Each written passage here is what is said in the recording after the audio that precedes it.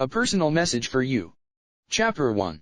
This is a point in the evolution of the planet that brings to the forefront of each individual's thoughts the question of why me, why now, and what is really going on in the reality that is right now in the time we are experiencing. What really is going on behind the scenes we are aware of through the five senses. Why is there this feeling that there is more to the story than just appearances? Who indeed has set this up and is pulling the strings? Is it really just a group of somebodies that is in charge? If this is the case, then is the God thing really a hoax after all? There are those who believe that to be the true essence of the scenario.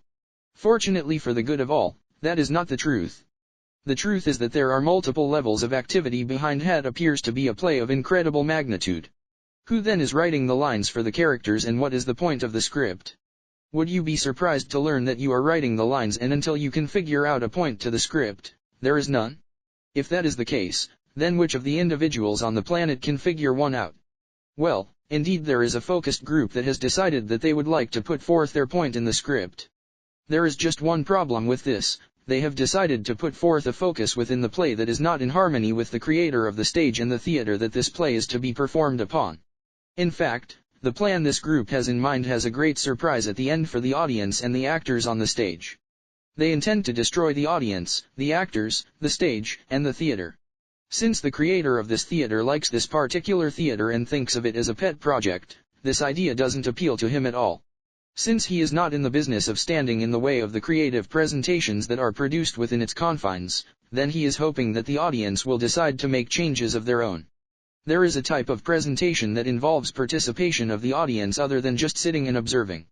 The theater entrepreneur is wondering whether if the play being presented becomes obnoxious enough to the audience, will they simply walk away and withdraw their attention? This would then allow the cast and its directors to destroy themselves, but then the theater owner does not want his property destroyed along with them. He is hoping that the audience will come up with some other solution. Perhaps there could be audience participation that would perhaps introduce some new characters that would create lines of script of their own. If a new storyline could be introduced with characters that could change the ending, then the performance could be a comedy or a mystery or a love story rather than a tragedy. Maybe audience participation could indeed create a whole new genre of experience. Instead of depicting repetition of experiences already known, could the audience in the intensity of desire change the storyline, come up with a creative scenario that would encompass possibilities not yet experienced? Why not? The greater the desire for change, the greater the opportunity for creative new boundary-expanding story themes. Within the spontaneity of group focus, without the academic control of leadership with an intended purpose, conception outside of ordinary themes is not only possible, it is probable. To what purpose is this discussion being instigated? It is time that you awaken to your responsibility to change the destination of the path you are now being pushed to take. It is far past the stage of leading you. It is at the stage of pushing you. It is at the stage where resistance cannot be successful, therefore you are going to have to accomplish this by some other means. A way must be literally created that will bring about a solution. Nothing that you have done before will accomplish a change in this situation. Those who have brought you to this point know your current human nature so well that every possibility you can think of has been blocked. Every cell of resistance is well known by them and is allowed to exist because it has a purpose in their plan. These will be used as graphic examples of what they will not allow. Now you must come into the understanding that there is a passage through this experience for mankind, but you must move into a creative stance, not a resistive posture. This is not what is expected of you based on your past modes of experience. I can assure you that your history has been analyzed and studied by minds and computer model to the point that you are known to an extent you cannot even imagine. Every reactive scenario has been dissected to the cellular level and restrictive actions planned for each of them. You are faced with the possibility of your extinction unless you can make a cosmic leap to a level of creative imagination that will completely nullify those plans. Have you not computers of your own?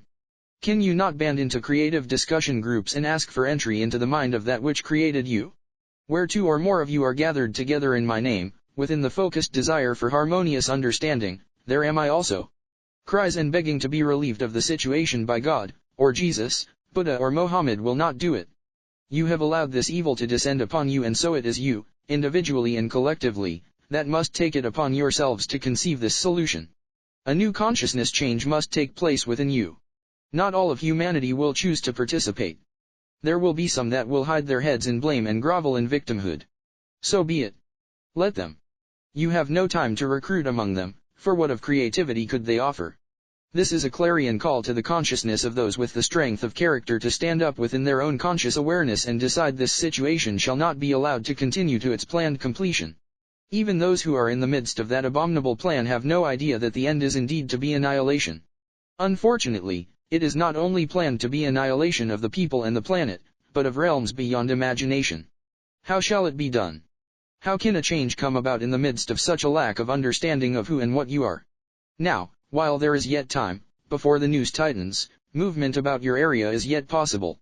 Groups shall come together to stretch their conscious awareness, to invoke the aid of the highest of sources of knowledge to assist them in conceiving a new way of experiencing manifested existence. This must not be copied from any other experience. It must be literally a conceptual leap, not in its entirety, but an invocation of the beginning framework of such an experience. This is not a process that can be spelled out. It is shadowy in the beginning as it is conceived as a possibility, and so it should be. Known boundaries of experience must be transcended. A superhuman assignment? Indeed, but not at all impossible. Out of challenge born of desire and necessity comes the conception of that which is different. Has mankind on this planet been presented with this opportunity before?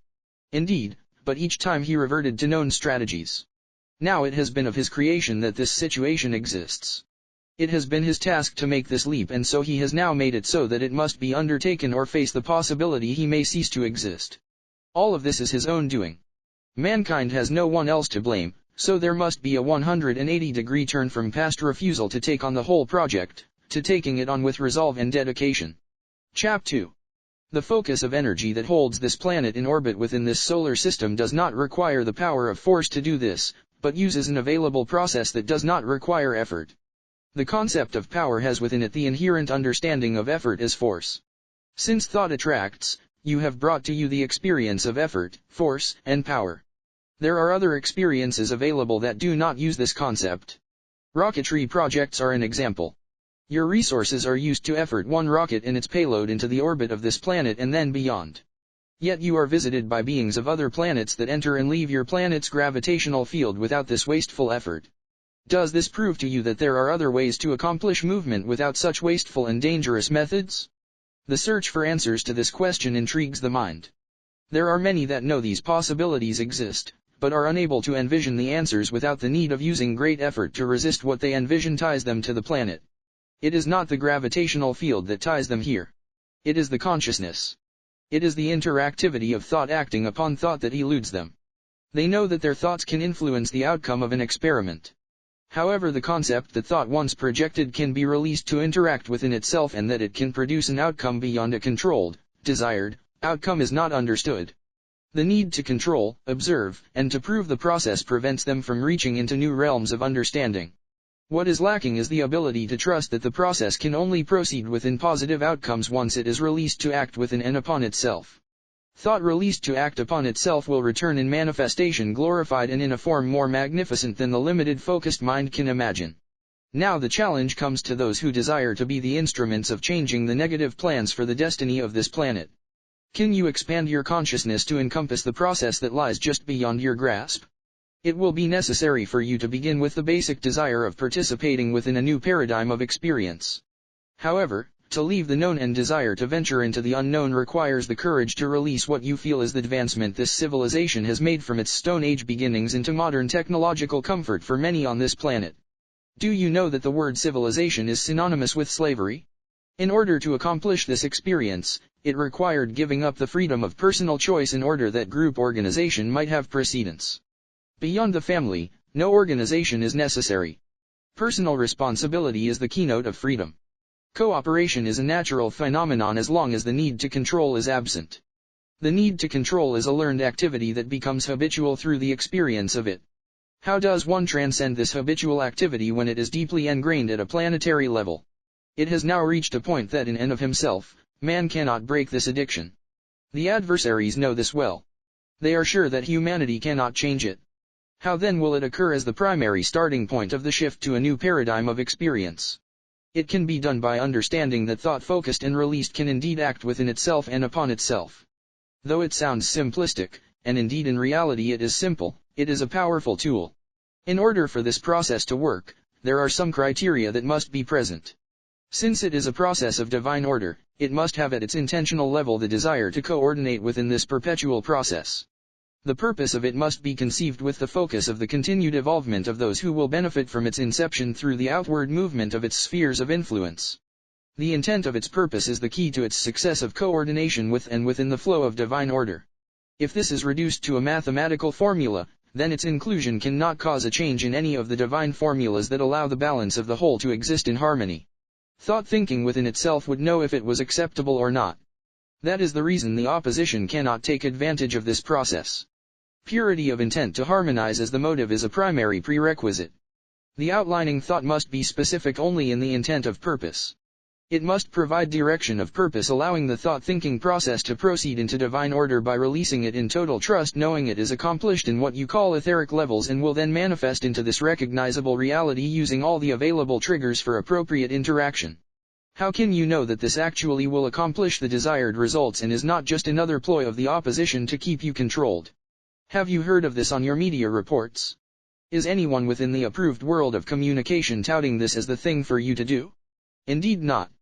You are programmed to focus your energies into the salvaging of your sexy bodies and in your humanitarian thoughts for the suffering multitudes, as you have another bite of your steak dinner at the restaurant, or at least another convenient hamburger on your way home from your unproductive labors at the computer keyboard.